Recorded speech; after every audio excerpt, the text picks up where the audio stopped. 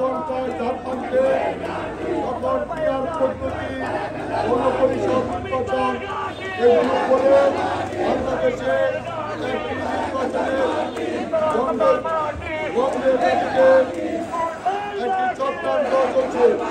একটি চক্রান্ত শুরু হয়েছে। বাংলাদেশের মানুষ আজকে পর্যন্ত জানে না পিয়ার পদ্ধতি কি। পিয়ার পদ্ধতি মানে আপনি ভোট দিবেন ময়মনসিংহে, আর খাগড়াছড়ির লোক এসে আপনার এমপি হবে। আপনি ভোট দিবেন মুক্তাগাছায়, আপনার এমপির বাড়ি হবে সুনামগঞ্জ।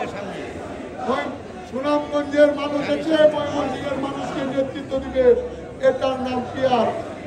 ওই ৭১-এর পরাজিত শক্তি আর বর্তমানে ওই পরাজিত শক্তির ভিতরে ঢুকে যাওয়া ওই নব্য রাজনৈতিক দল যাদের ৩০০ আসনে প্রার্থী নাই, তারা ভয়ে ভীত হয়ে পিয়ার নামক একটি শব্দ আবিষ্কার করেছে নির্বাচন বন্ধের জন্য,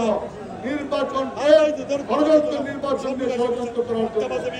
তারা যখন দেখেছে মানুষ ধানের শীষে ভোট দেওয়ার জন্য, জনাব তারেক রহমানের নেতৃত্বে বিএনপিকে ভোট দেওয়ার জন্য মানুষ মুখিয়ে আছে, এখন তারা এটি নতুন ষড়যন্ত্র করছে।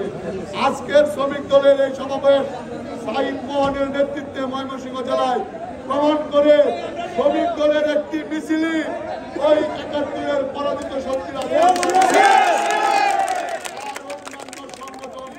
একটি কথা মনে রাখবেন, আমরা কিন্তু বিএনপি তারেক রহমানের নেতৃত্বে সবচাইতে বেশি ঐক্যবদ্ধ।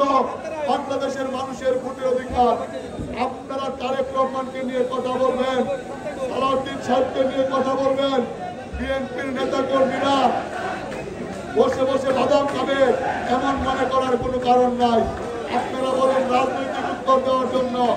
রাজনৈতিক উত্তর তো বাংলাদেশের সকল ডিসি এসপি অফিসে এনসিপির দখলে, সকাল থেকে রাত্র পর্যন্ত ডিসি আর এসপির অফিসে এনসিপির নেতা আর ওই ৭১-এর পরাজিত দেখতে পাওয়া যায়। ধন্যবাদ। আমরা আগামী দিনে ময়মনসিংহে যারা আসবে, আমরা অগ্রিম বলতে চাই, ময়মনসিংহের মাটিতে তারেক রহমানকে নিয়ে সমালোচনা করলে এর জবাব হবে ভয়াবহ।